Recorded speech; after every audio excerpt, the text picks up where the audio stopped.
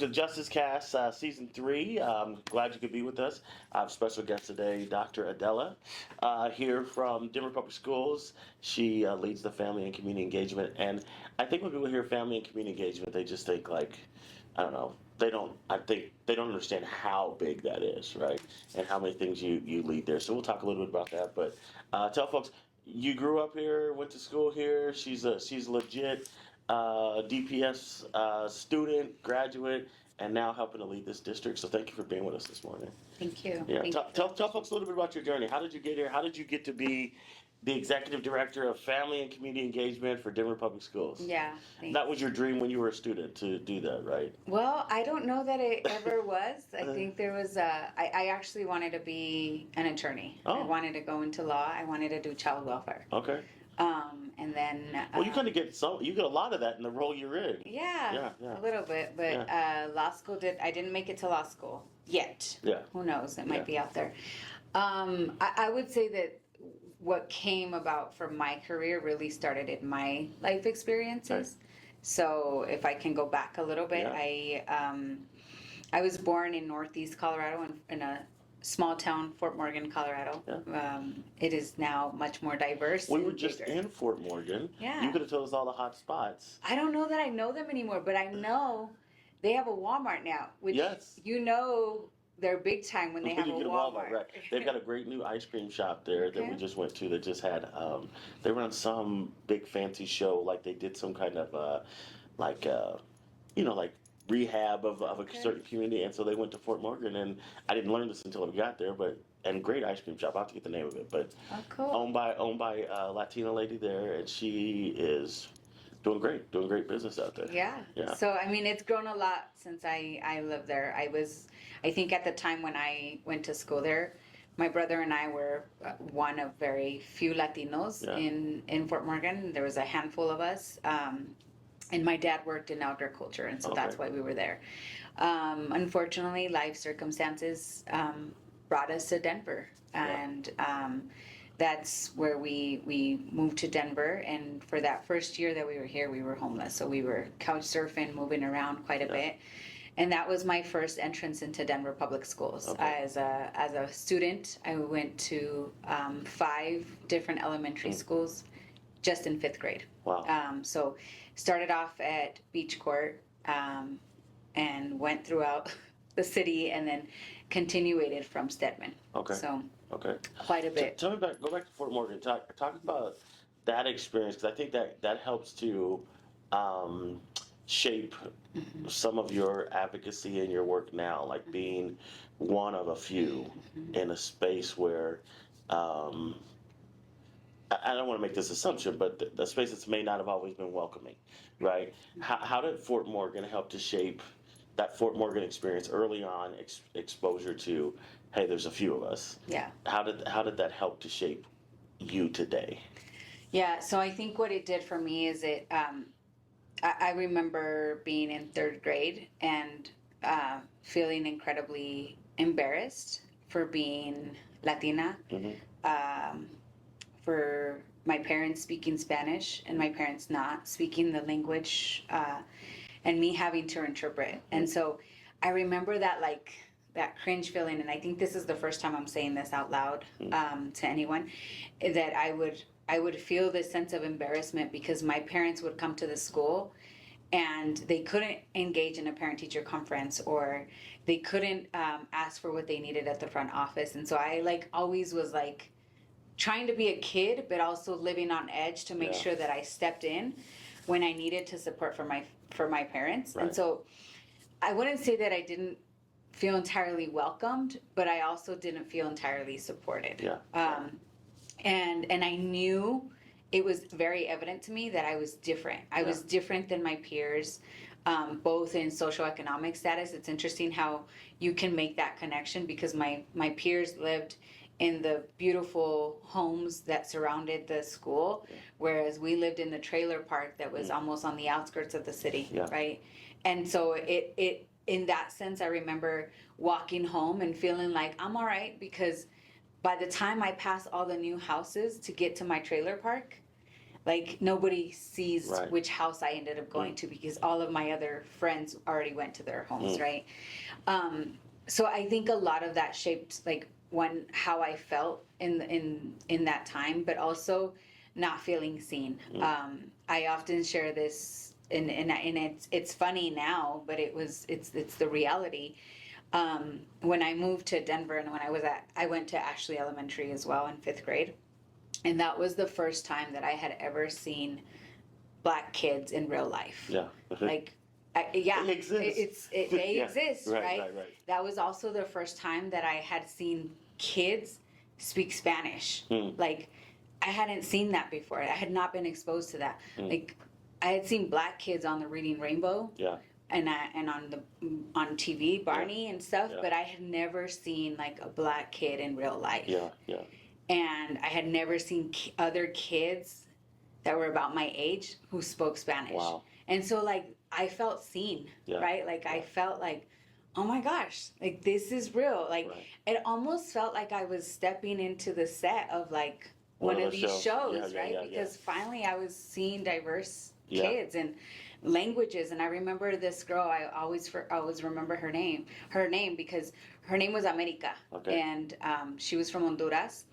And so when I came to Denver, and I again, right, at Beach Court, I was in a regular classroom with other kids in Fort Morgan. I spoke Spanish at home, but I was not in the classroom in an ESL program. When I started at Beach Court, I was in a regular classroom. When I moved to Ashley, I was placed in the ESL classroom. I was so lost because I had never been exposed to Spanish learning.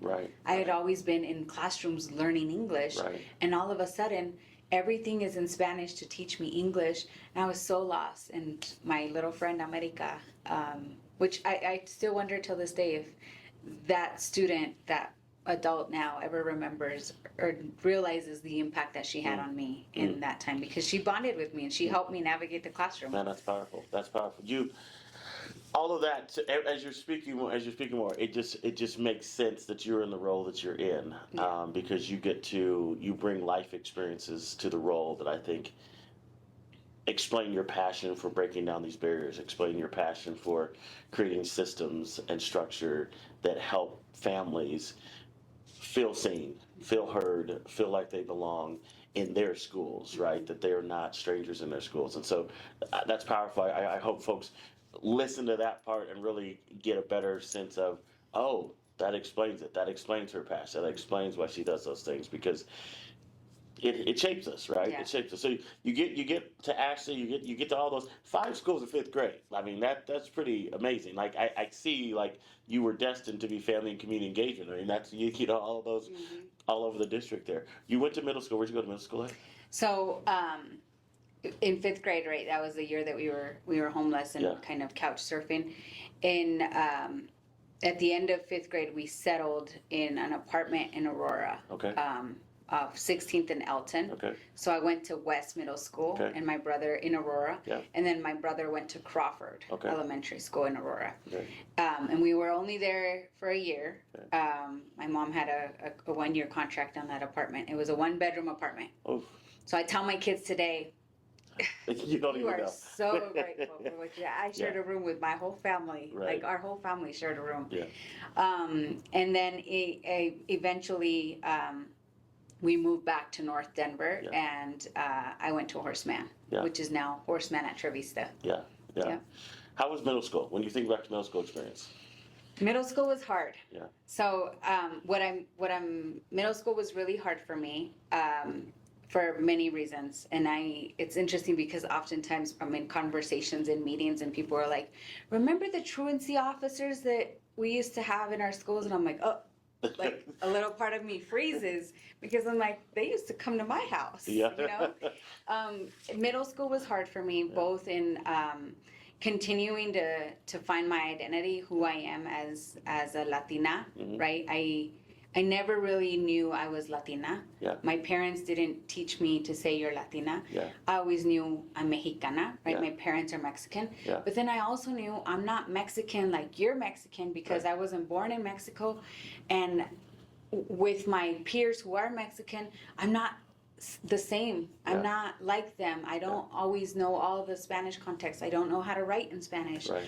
or whatever it was at the time, right? And I didn't have the same cultural upbringing that a lot of my peers who are Mexican had. Primarily because I was raised Jehovah's Witness, Yeah. which I also don't know if a lot of people know that. Yeah. So I was raised Jehovah's Witness, and so that took a lot of the culture piece away. Yeah. And so middle school was hard, both finding my identity. I think just being a teenager is hard. And then the other piece that I haven't shared is I grew up in a home with a very strong mother, sometimes a little off the walls. Yeah. But that's mom's. Yeah. And then my father was mentally ill. My father suffered from bipolar schizophrenia, and so that was actually the reason we ended up leaving Fort Morgan and coming to Denver. And that was really hard. Yeah. And I think that what's hard about it, and what I realize today, why it's so critical to know our students and to know what's happening at home, Yes. is because no one ever took the time to say what's going on at home, Right. what's happening in Adela's world, Right. that is outside of the walls of this classroom, Right. that are impacting how she shows up in this classroom, right? We talk about systems of care or circles of support. When you talk about that student, it's not, to your point, it's not just about what's happening at school. That's one piece, right? But it's everything around that kid. And you think, oftentimes in our systems of education, sometimes we just don't, we don't have the resources. It's not that people don't want to, right? We know that the funding levels for our school and different kind of partnerships that may not exist, all of those things are not there. But to your point, that's usually where the problem is, right? It's not that the kid's not smart. It's not that the kid can't learn. It's that this kid is juggling 18 different things that are outside of here that we don't even know about because we're not leaning in, right? We're not asking the question. We're not connecting with the families, right? I think back to third grade you, as you're talking about being the one who's translating these conversations and these documents to help mom and dad understand. So many of our kids in Denver public schools are doing that. So many of the kids are having to be that bridge. And to your point, not having what might be the traditional third grade experience, but they're handling adult stuff. And it's not just the school stuff that they're translating. Sometimes the bill comes in. I had one of our kids was saying, "Mister, do you know we get charged for sidewalks now?"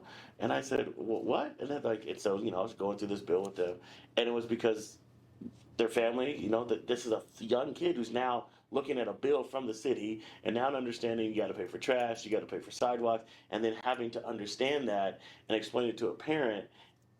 What a weight, right? And a lot of our kiddos are dealing with that stuff. And if you don't recognize that when they come into a school building, to your point earlier, they're not going to feel seen. They're not going to feel heard. And you're going to oftentimes put upon them more weight than, lifted, right? Mm-hmm. So you do that in your work. You do a lot of lifting. What are some of the things that families can count on when it comes to FACE and the areas that to kind of help with that? Yeah, Thank you. That's a great question. And I often joke with people that I am my mom's personal interpreter, personal translator, personal assistant, admin assistant, her lawyer when I need to be, right? And it doesn't end. And I know that is not just my experience. And I share that and I say that out loud because when I say that, people are like, yes, you get it. I do the same thing. So on that note, that's why I love the work that we get to do in FACE. So I would say first and foremost, just putting it out there, the biggest thing that I wish I would have had or that my mom would have had is our FACE helpline. So this is a phone line that exists so that if families have a question, have a concern about something that they are navigating in their school, Denver Public Schools is a massive system. Yeah. It's very complex and a lot of moving pieces, both within a school, but also within a district. Right. And also what's happening in community, right? Which I always say this, what's happening in community shows up in our schools. Yes. And so the same is true for how families are navigating so many different pieces just in their life, in their family, and school is one more thing. I have 3 kids in Denver Public Schools. And I'm going to be the first to admit it is incredibly hard to keep up with all of their things. So I'm apologize in advance if I owe some responses to some teachers. Yeah. But this is why the helpline is in place, so that if families are navigating anything that they need support with, they can call this helpline. So they may have a question about transportation, a question about school choice, or hey, this is happening in my school and I'm not seeing it resolved and I don't know who else to talk to. They can reach out to this helpline, and this has a dedicated team behind it that is going to help them problem solve the situation, or get the answer to the question that they're navigating. Huge. And so that's always a resource that is available to families. And unfortunately, very much to like my upbringing, right, and why I do this work, is that we get a lot more calls from people who have access to, for people who, can know that this is a resource, and maybe our historically underserved communities don't often know about it, right? Don't know that it exists. And so I really, I'm working to say, how do we put this out there more broadly so that more families are aware of this this resource? What is the staffing like on that? I mean, we understand, like, when people are, especially when we're in election season right now, or when this comes out, we will be just coming out of an election season. A lot of things happen when there's an election, right? Things get decided, and then budgets get decided, and then things get cut. Because you're talking about 90,000 kids nearly. So you got a helpline that is there to support all those folks, and it's not staffed at the level it should be. And so that's the other thing, is like, these are other resources that when people say, we need to cut central office, we need to cut central office, they need to understand that they're talking about things like this. These are the real supports that are getting cut. FACE is often the department that gets cut. And FACE is the department that does a lot of the community-facing work, a lot of the community support work, and it, sadly, over the last, I'd say, 15 years, has been the place where cuts have happened the most. But 90,000 families, could you imagine if just 5,000 of them called? And how many calls do you think you guys get? So we get about 300 calls a week, 300 to 500 calls a week. And that's at the level of awareness. Right. Right. But if you raise that level of awareness, you're going to get more calls. Exactly. And so you're going to have more staffing to support that. That's just. And to your point, that's why I'm being very mindful and intentional in how we do that awareness. Yeah. Because if we put out a bulletin, right, that's 90,000 people possibly who are going to be exposed to it. So being very intentional. So the staffing for that, right now, we did have a cut last year during the last reorg, and when we closed schools, they impacted reductions in central office. So our team now is one lead specialist, and then 5 other specialists that work on the team. So 6 staff members to handle all of that call. Hey, I'm going to give them a hand right now, because that is that's a big lift. And I do have to say, like, I don't mean it. I think in a way that discounts anyone in Denver Public Schools. Yeah. We all work very hard. Yes. We all work very hard, whether that's tapping into the evenings, into the weekends. Our teachers in classrooms working every single day, navigating everything that a child brings into that classroom, as to who they are as learners, and then our school leaders and staff across the district. Yeah. But I have to say that the FACE helpline folks, the family constituency team, they really have a hard job, and I don't know that a lot of people know this. They're often the first ones to get cursed out, right? Yeah. They're often the ones who have to be on phones, listening, active listening, and really being thoughtful in their approach onto how they navigate situations with families. And they don't often get the recognition that they deserve for the work that they do. So they are incredible humans and a very small team. The other piece that they do is, in the event that is needed, they go out to a school and facilitate a mediation between a school leader and a family. Wow. And I think that is powerful, because it speaks to the importance of those relationships that really help our students be successful in classrooms. Yeah, well, I've seen it. We've got some stuff going on nationally as we're recording this. We got families who are, I think, I don't want to say nervous, but I say terrified that we're talking about SNAP benefits possibly tomorrow. I mean, as we're recording this, tomorrow is the day that SNAP benefits are supposed to be frozen, right? And families are going to not be able to access those resources that have kept them fed. And I think both of our experiences growing up, we know how important that assistance is, right? And how are I already seen some stuff on the Face website and the different things we put out there. How do we navigate this right now? I mean, and I'm not just talking about as DPS, but as people who've lived this and we see this every day with kids. How are we going to navigate this if this thing continues on? What are we doing? I mean, we do the food bank twice a month, and the cars seem to be growing, 1,000+ cars every food bank, and I worry about our kids. I worry about the families that I know that we serve through DPS, through FACE. What are we going to do? Yeah. If you had the magic wand right now, fix it all right now. What are we doing? How are we helping families navigate this? Yeah. So I certainly agree with you, Vernon. I always remember when my mom and I got to go grocery shopping, and it was because we had benefits like SNAP. Yeah. And just that feeling of like, I don't know, that feeling of relief, right? That you have food, right? But also that same stressor when the application is up for renewal and you're not sure if you're gonna still qualify or if they're gonna give you the benefits in time. Like that stress that as a young girl, I remember that feeling, right? It's a reality, and again, this is why I do the work that I do, right? Because I have that lived experience. I know what it's like, and again, going back to our kids can't learn if they're showing up into our classrooms hungry or have other, on top of all the other stuff that's going on in community. And I'll say it again, what's happening in community shows up in our schools, right? So this is why our role and the work of FACE is so critical to our district, because you know, yesterday someone came to me and they're like, hey, what are we doing about this? And it's like, yeah, no one else might be thinking about this, right? Not to say that they're not, but they are. Right. And who's taking action? So if I had a magic wand, one, first and foremost, we would have snacks at every school at the end of the day, right? Before kids go home.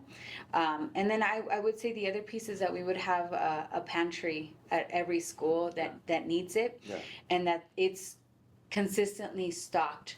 I say that because what we often see is we have a partnership who will say, here, I'm going to stock your pantry. But then 2 months later, they're like, we can't serve this pantry anymore, right? Right. And it wouldn't be just with just the items that you need for food, but I would say it's the other items that we often are a luxury to buy, right? I still remember my mom getting mad at me when I was in 7th grade for using dish soap to wash my favorite. I had this favorite shirt that said Princess on it, and I would like wear it once a week probably, and I would use dish soap to wash it because we didn't have laundry soap, right? And so it's like those basic things that even if you have EBT, you cannot, or SNAP, you cannot use it to buy those items, right?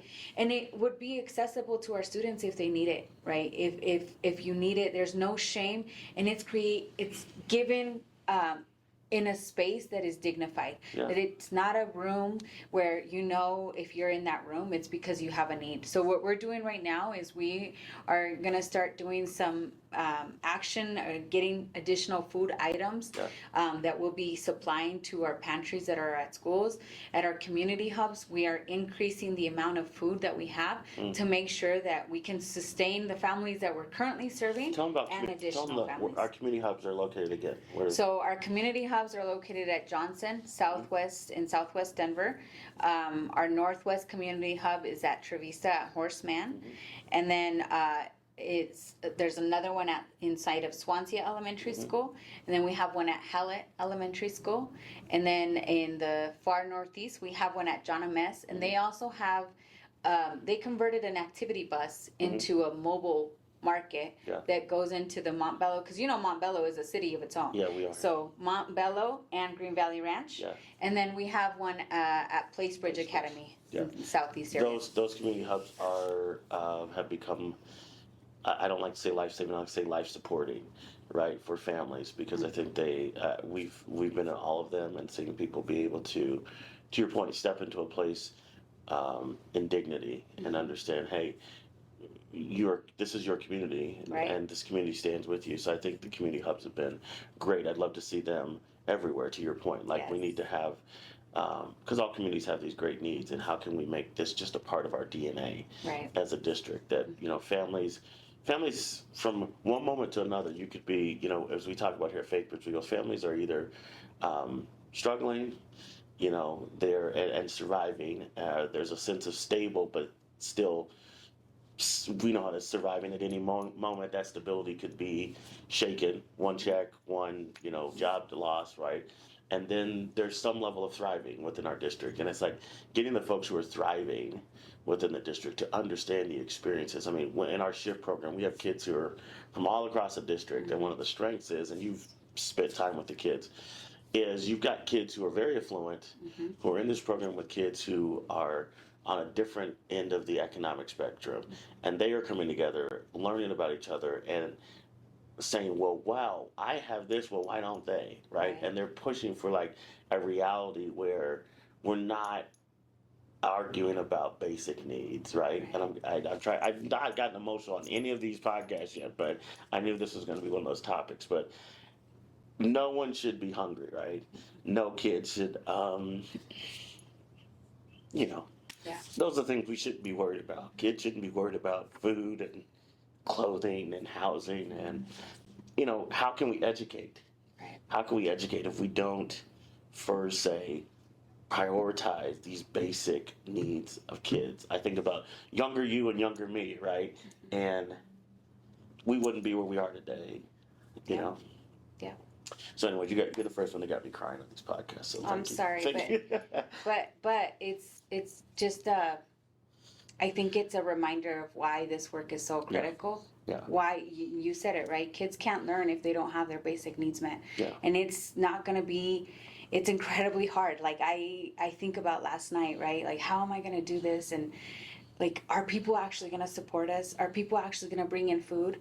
And somebody made a comment yesterday. Yeah, I'll clean out my pantry. And I said, no, I don't need you to clean out your pantry, right? Yeah. I need you to skip Starbucks. Right. For a couple days and go and get some food, because our kids deserve that and our kids need that. Yeah. And it's going to take our entire community to come together. I know the city of Denver is doing a lot. There's community organizations that are doing a lot, but this is a big impact to our city, to our and the majority of who this is impacting is our students. That's right. Look, I appreciate the fact that we are in the trenches together, that we're doing great work together, and look forward to just continuing to conspire together for the kids of our city and our state. So thank you for spending some time with us. These things always go faster than I think they should. So you have to come back and we'll have to talk more, because there's tons of stuff that we can still talk about. Yeah, we can cry more and talk more about the expansive work that FACE does, because I think folks don't fully understand everything. I mean, we haven't even got to the LEACs, the BACs, the AACs, and all of the stuff that FACE helps to support and facilitate. So thank you for being here today.